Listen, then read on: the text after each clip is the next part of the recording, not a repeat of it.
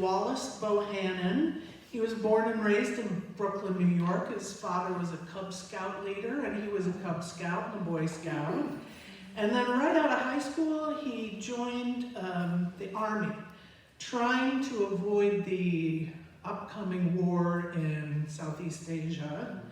And a year before he got out, he was called into combat in Vietnam.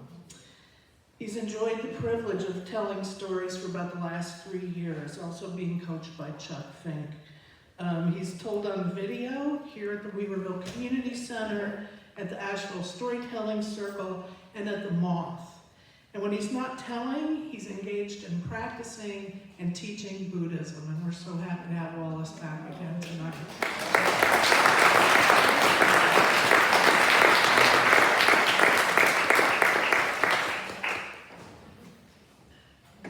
Well, I was told that I need to keep the mic near my mouth. Yeah. Hello, how are you doing? Yeah, it's good to see everybody out this evening. The story I have to tell involves my childhood and my time in Vietnam. So I'll just start here. 1967. I just got back home from the war in Vietnam, and I was an angry black man.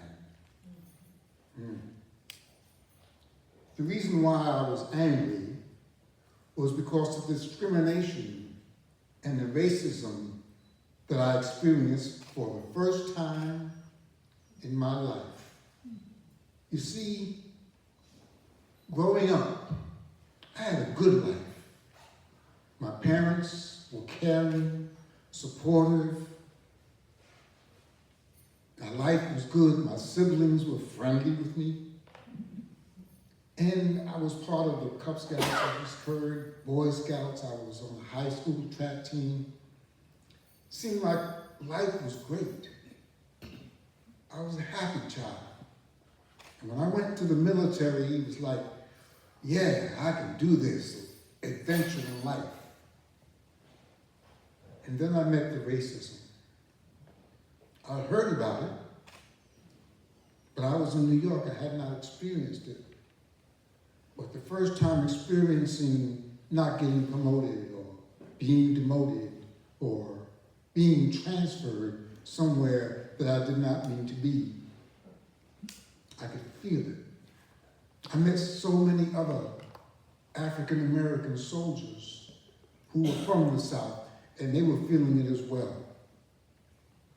By the time I came home from Vietnam, I was thinking, you know something? We need to fight for our freedom.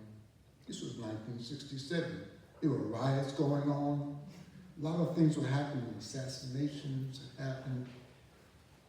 So I'm like, rawr.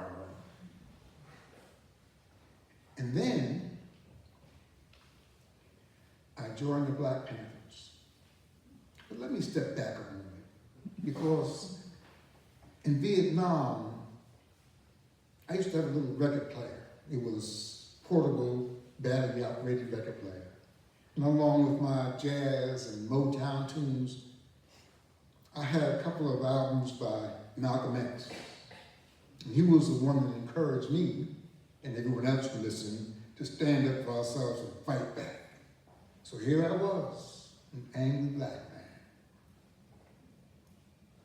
And to be honest, I remember going to the clubs when I first came home. And there was kind of a theme going on. You dance and carry on, and then there would be this chant that the DJ would start chanting. And there was, well, there's a cuss word in there. Any children? Well, I won't ask you to repeat after me, but here's the chant. The roof is on fire.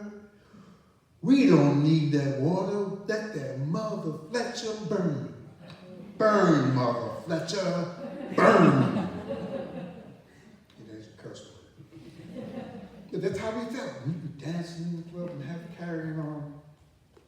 So I'm telling you this because I want you to know that I understand the anger that is being displayed today in our country by people who want to tear this country down.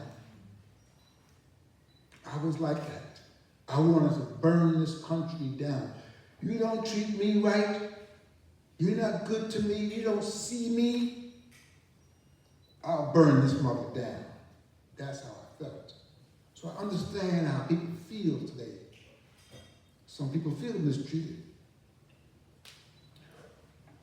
But however, I came to change my anger. I came to change my opinion. Here's the story. When I came home, as I said, I joined the Black Panther Party. I was recruited by a friend of mine. We had run track together. And when he heard my stories, he was saying, man, we could use you in the Black Panthers. Why don't you join? And I said, yeah, right on. So I did. He was a kind of a wild child. That's okay. That's the way we were back in those days. And one day, the police came and raided our Black Panther headquarters in Brooklyn. They arrested the 2 guys that were in there. So we got up and said, you know, let's gather together. We're going down to that courthouse and set things straight. So we all gathered together, walked in there. The courthouse was a little bit crowded, but when we got there, it was very crowded. Police everywhere because it's a courthouse. First guy comes out, he's all right. The judge says, okay, come back in so much time and let him go. So the next guy that came out, he wasn't the other Black Panther. We called him Goo. He had these big spectacles and looked like Mr. Magoo. Yeah, so we called him Goo for short. So I went to the DA and I asked about him. He said, well, he's not back there. So I went back to the first one and said, where's Goo? He said, he's back there in the bullpen, in the holding cells. So I went back to the DA and we said, look, if we don't bring our other brother out here, we are not going anywhere.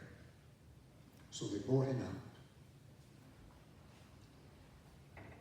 He was beaten so badly. He no longer had his glasses. His eyes were swollen, his mouth was busted, nose bleeding, bruises all upside his head, clothes ripped. He didn't even have his shoes on. We went off. We said, big roar, oh, what's going on here? And the police against the wall got their hands on their guns. Judge banged on the gravel, order in the court, order in the court. Things calmed down, the judge let him go. We were walking out that courtroom, power to the people, off the pig, angry Black man. So that night, we conspired to get our revenge on the police. There's 6 of us in my car. Back in the days, they had those, you get a little Ford sedan. You could put 3 people in the front and 3 in the back. Yeah, so in your heads. Yeah. So 6, we knocked 6 deep. We got 1 gun between us. It was a 22 caliber, long barrel, double action, which meant you had to, when you shot, pop, you had to cock it again, pop. And it was a revolver, so it had about 6 bullets in it, between the 6 of us. So we're riding around looking for the pig, police, and the police, there were 2 of them in the car, riding 2 deep. And each of them had a police special 38 caliber long barrel. And when they fired, it went boom. So we sat around for a while and said to ourselves, you know, maybe we shouldn't go kill any police tonight. Yeah. So we went up to Harlem and got some hashies. Went to Olatunji's African Club and partied all night long. Okay, that's the way we were. However, the signs of the times, there was a policeman that was shot that night. He was called to an ambush and he was shot. Fortunately, he survived. But I was feeling some kind of way about that.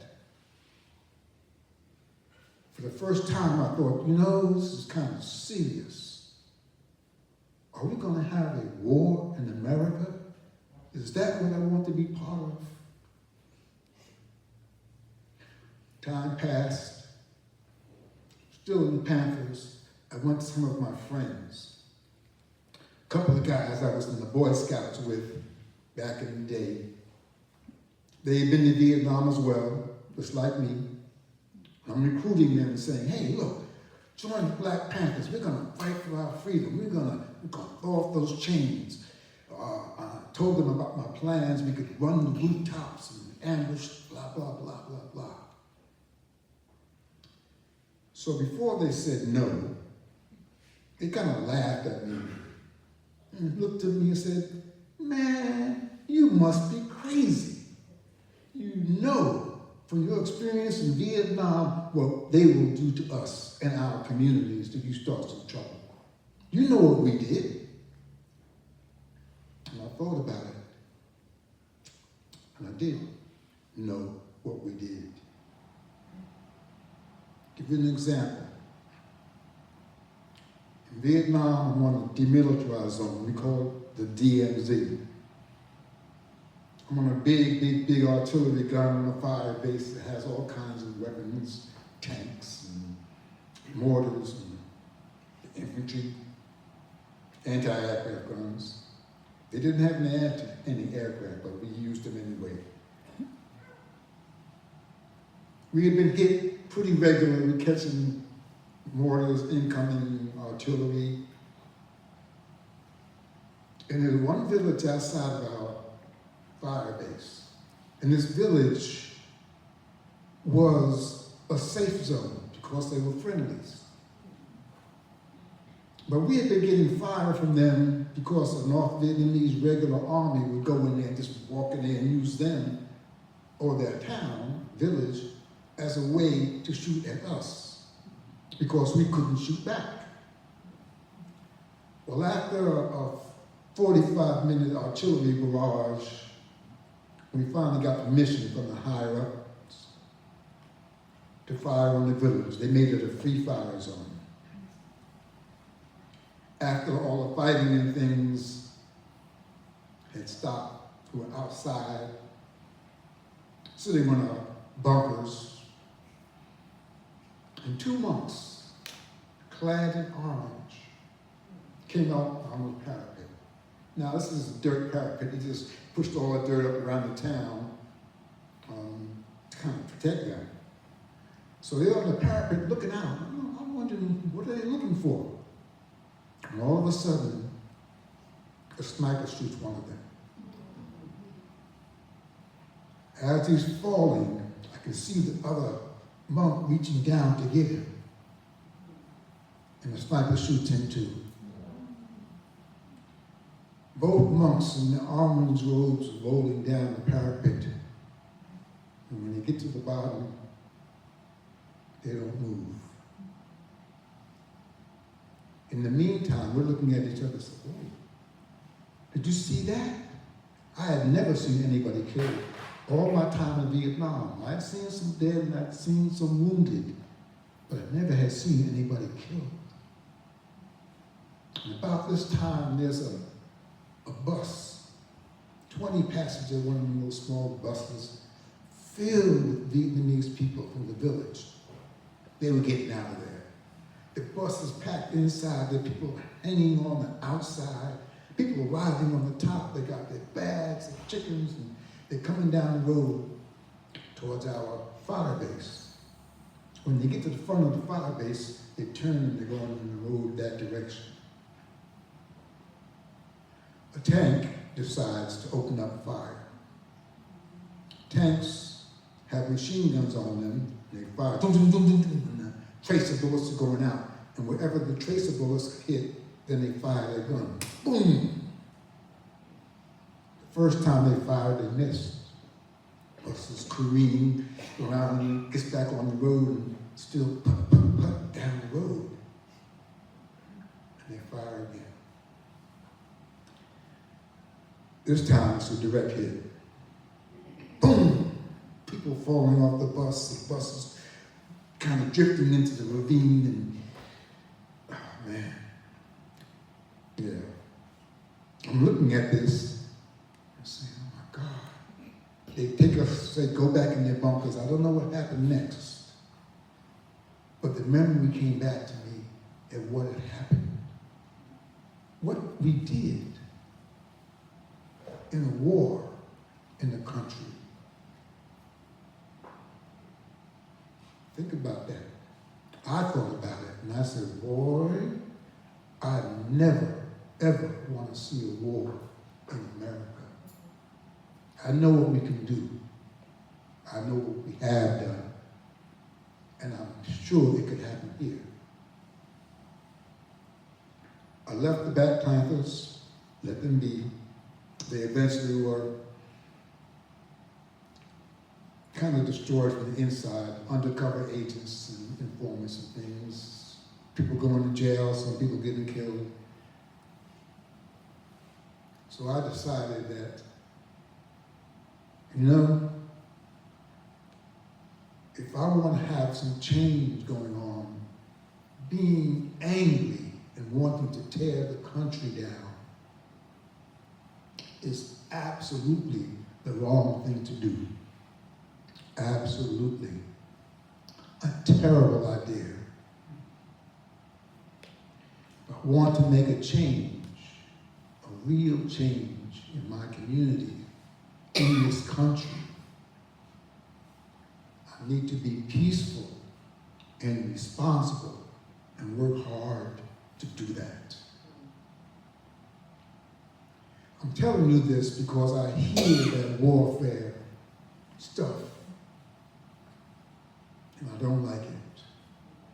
So what I did then, at the end, after quitting the Black Panthers, I decided to go to college and become a teacher.